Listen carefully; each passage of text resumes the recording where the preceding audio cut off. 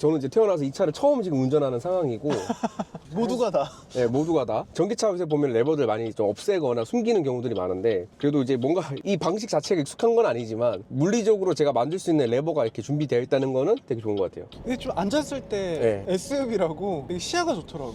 이게 그 시트 포지션이 살짝 높은 것도 좀 있긴 하거든요. 아, 그죠. 근데 그것도 있는데 이 대시 이 크래시패드 쪽이 좀 낮아요. 그죠. 약간 외부에서 봤을 때 오히려 좀 니로나 이런 거에 가까운 사이즈 느낌인데 막상 타보면은 중형급 SUV에 탄 듯한 높이가 있고 오묘한 느낌이에요. 이 차 길이도 4m 50 정도밖에 안 되고 차 폭도 그렇게 큰 편은 아닌데 또 2열까지 보면은 실내는 그거보다 훨씬 더 넓은 느낌이 또 나고 근데 외관 봤을 땐 사실 전기차 안 같은데 네. 타면은 좀 전기차 같긴 해.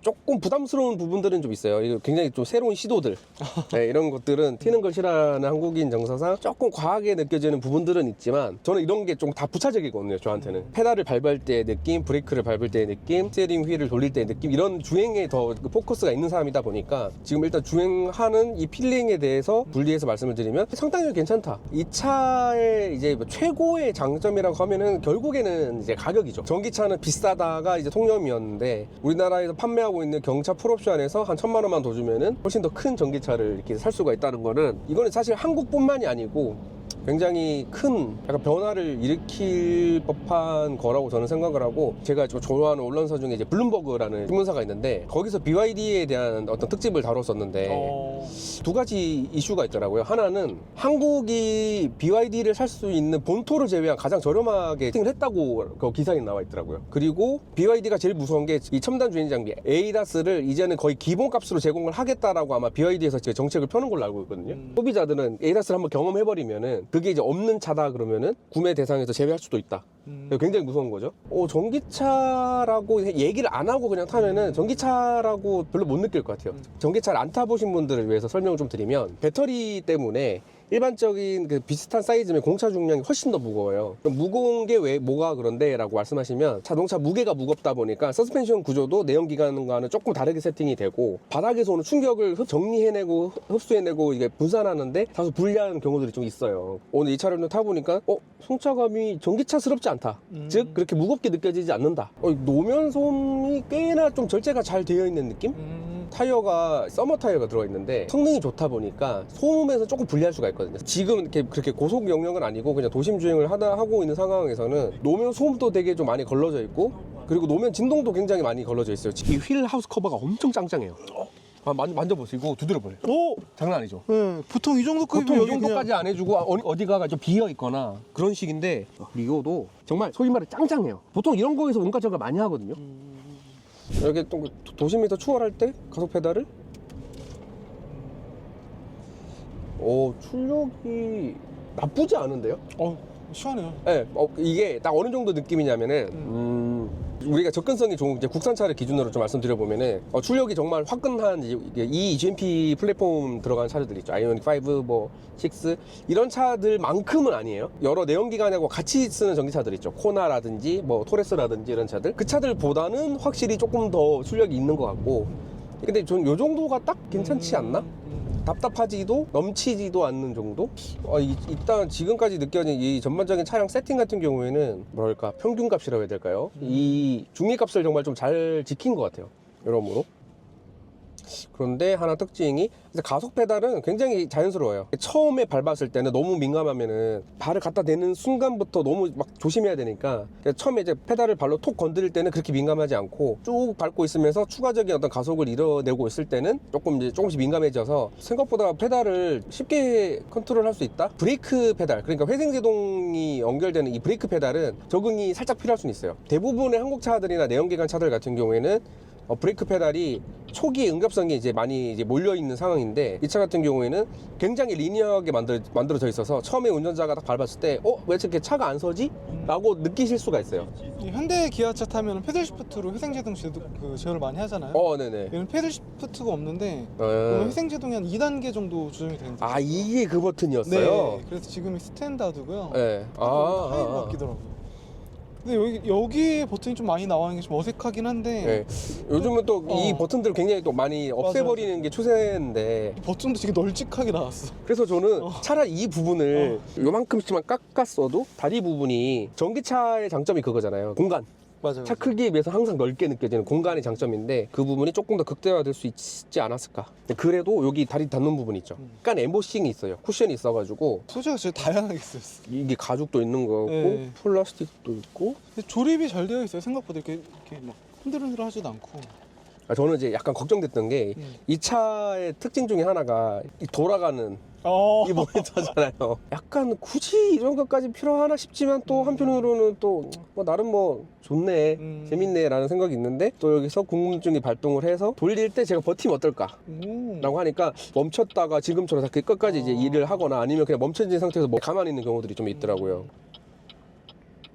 물론 이렇게까지 뭐 하실 분은 없겠지만 그리고 그래서 저는 이 그 스티어링 휠에 여러 가지 스위치 중에 굳이 이 가로 세로 버튼을 왜 넣어놨을까라고 생각을 했거든요. 네. 왜냐 왠지 약간 나 좀 유치하게 우리 이런 거 넣었으니까 좀 써보는 거 어때? 라는 시도가 아니었을까 싶었는데 근데 운전을 하다 보니까 저는 이제 좀 쓸 것 같아요. 만약에 내가 이제 뭐 좌우 뷰를 더 보고 싶어 그러면 이제 이런 식으로 또 돌려가지고 볼 수 있고. 제가 아까 카플레이 연결했을 때는 안 되더라고요. 그래서 그래요? 기본 내비만 했으면 되나 봐요. 이게 오히려 정말 기대도 안 했는데 이 차량의 장점이 되어버릴 수도 있지 않을까라는 기대를 하게 될 정도로 지금 승차감이 괜찮아요. 괜찮다는 게 하염없이 물렁하지만은 않고 이 말을 정말 안 하고 싶은데 정말 약간 그 서스펜션 튜닝 잘 된 그 유럽산 차 타는 느낌이 좀 있거든요. 제가 BYD의 이 아토3한테 이런 얘기를 아니 미안해.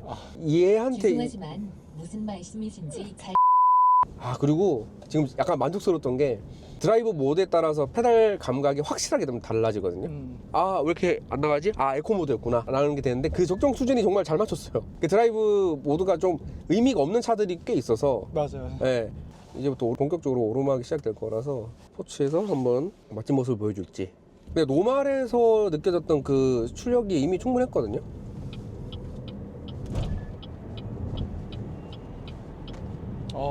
시원시원합니다. 네. 그렇다고 해서 얘 모터 출력이 진짜 뭐 어마어마하게 큰 게 들어있진 않을 거예요. 그리고 이 차가 이제 주행 가는 거리가 한 300km? 인증받은 게 320까지 이제 최대 거리가 나오는데 약간 애매한 구석은 있죠. 요새 이제 워낙 멀리 가는 차들이 많다 보니까 그래도 400 정도는 돼야 될 것 같은데 라는 기대는 하게 되지만 그렇다고 해서 또 경량 전기차 같은 경우에는 300km가 채 안 되는 경우들도 굉장히 많고 중간 영역에 있는 장거리까지는 아니지만 또 단거리 또 아니고 그 부분인데 저희는 까먹지 말아야 되는 게 이 차의 가격을 생각하면은 1000만 원에 100km구나 이렇게 생각을 하면은 이게 또 나쁘지 않죠. 그리고 리어가 제가 이렇게 딱 틀면은 리어가 따라오는데 되게 그 휠베이스가 굉장히 짧은 해치백 차 타는 느낌이거든요.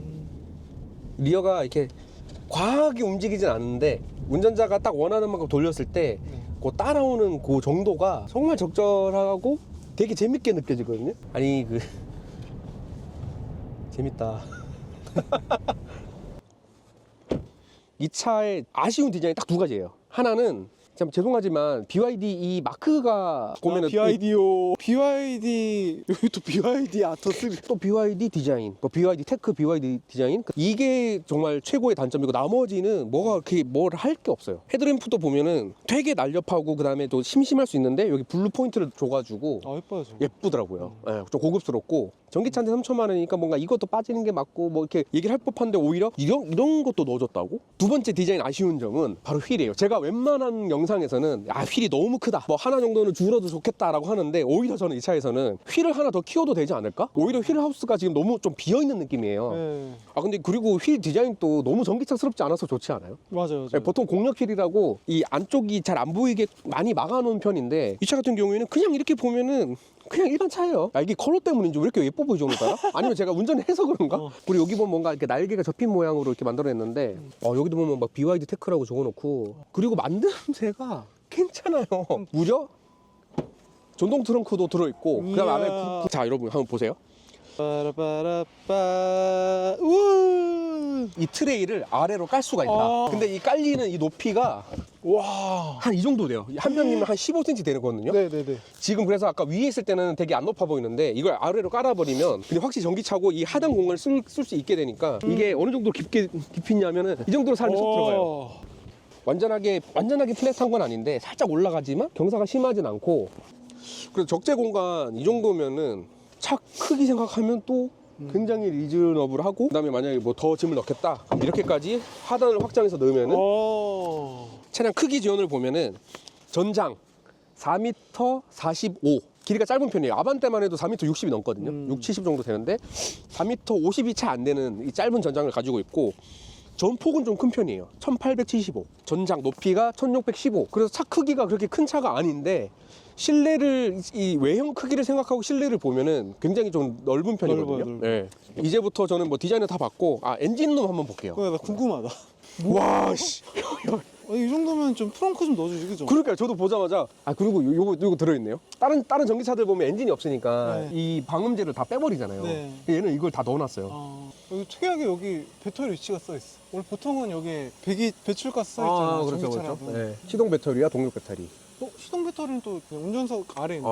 그렇네요. 보통 12V 네. 배터리를 따로 빼놓는 편인데 이제 실내를 잠깐 한번 보면은 정말 좀 새로운 시도들 많이 있죠. 이거 뭐 이런 거 있고. 소리도 나. 이거 약간 기타처럼.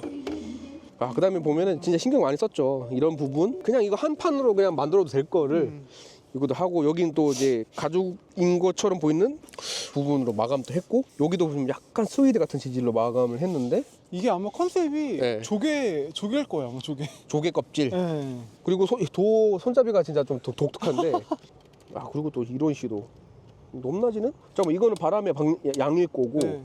온오프. 이게 위아래를 하면서 닫히는 거. 이거 좌우를 이렇게 소리랑 하고 체결감 좋더라고요, 그죠?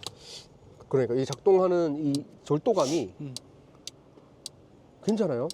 괜찮고 그리고 저는 꽤나 마음에 들었던 게 시트예요. 시트가 뭔가 그 고성능 스포츠카에서나 볼 법한 이 헤드레스 일체형이고 볼수도 꽤 과감한데 이건 이제 실제로 타보니까 이거 안 불편하고 되게 괜찮더라고요. 아니, 뒤에서 보면 약간 아이오닉 5 N인 줄 알겠어요, 이거. 그러니까요. 여기다 N만 하나 박아놓으면은 도어 이 부분까지 이 보세요. 요런 데까지 몰딩이 다 들어가 있어요. 이게 그 소음에 굉장히 신경을 많이 썼다는 거거든요. 그러니까. 네. 창문은 끝까지 내려가진 않지만 이거. 그래도 이 트렁크도 그런데 이게 다 세이프티를 위한 것들이잖아요. 근데 사실 이런 부분들이 저희가 이제 중국제를 생각했을 때 많이 부족한 디테일이었는데 지금 저희가 억지로 찾으려고 찾아서 몇 군데가 나오는 거지 이런 기본적인 부분에 있어가지고는 굉장히 잘 만들어져 있다.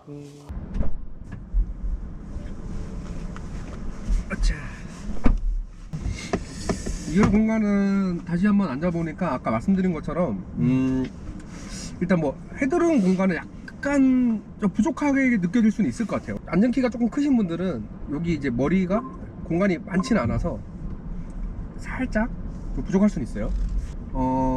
장성한 다 큰 성인이 안기에는 약간 헤드룸이 부족할 수는 있는데 근데 뭐 가끔씩 2열에 뭐 타는 정도다? 그래, 우리 아직 자녀들이 좀 어리다?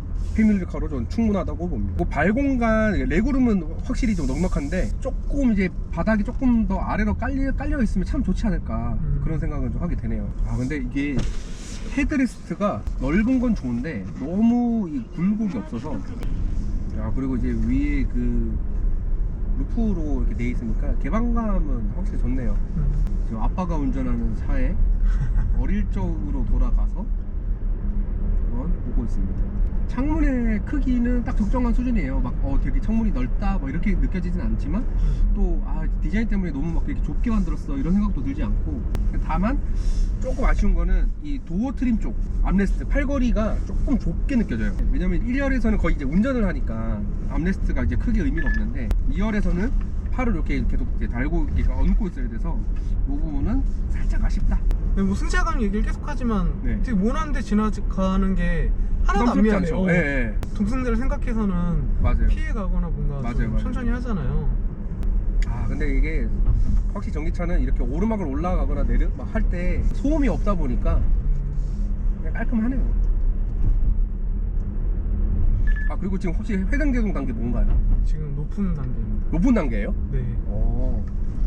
그러니까 악셀 오프를 하셨을 때 네. 보통 회생제동 때문에 사실 멀미가 발생을 하잖아요. 네. 몸이 앞뒤로 막 쏠리면서.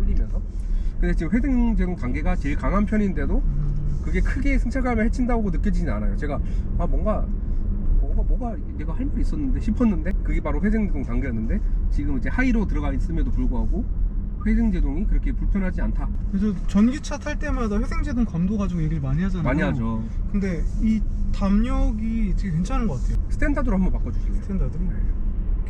왜냐면은 그때 제가 굉장히 인상적이었던 전기차가 토레스고 이제 같은 공간에 이제 달리고 있거든요. 지금 피디님 가속 페달 온오프 좀 자주 해봐 주실래요? 아 괜찮네요. 근데 얘가 가속 페달이 깊게 안 들어가.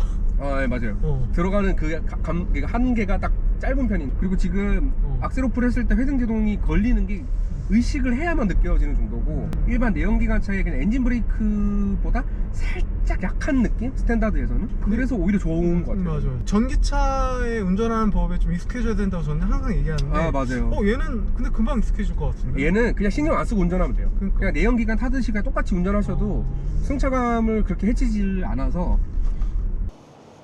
야 오늘 이렇게 작정하고 한국에 들어온 이제 BYD 제일 가성비가 좋다고 알려진 이 아토3를 한번 만나봤는데요. 딱 한마디로 정리하자면 저는 좀 무섭습니다. 기본기가 이 정도일 줄 몰랐거든요. 덮어 가리지 않았을까라는 오히려 생각을 하고 접근을 했는데 오히려 기대했던 것보다 훨씬 더 탄탄한 그 기본기가 있고 직접 운행을 해보면은 이 차가 가진 장점이나 이 세팅이 그러니까 달리는 본질에 있어가지고 정말 잘 만들어진 차임에 분명하다. 의외로 하드웨어적인 거에서는 되게 좋은 점이 많은데 그 에이다스 부분에서는 조금 아쉬웠어요. 뭔가 아직까지는 이 무브먼트가 조금 어색하고 한 단계 이전에 국산 제조사에서 만든 에이다스를 보는 듯한 그런 좀 느낌이 있었어가지고 다만 무서운 거는 이런 에이다스를 기본 탑재하고 있다는 거 그거는 굉장히 큰 장점이 될 것 같고 무엇보다도 역시나 가격 요소에서 아쉬운 부분이 있겠지만 그런 것들을 되게 쉽게 잠재워줄 수 있는 아주 큰 무기라고 생각하는데 BYD의 이 아토3 한번 타보시는 걸 추천드려요. 이게 뭐 가격이 어떻고 뭐 옵션이 어떻고 이런 것보다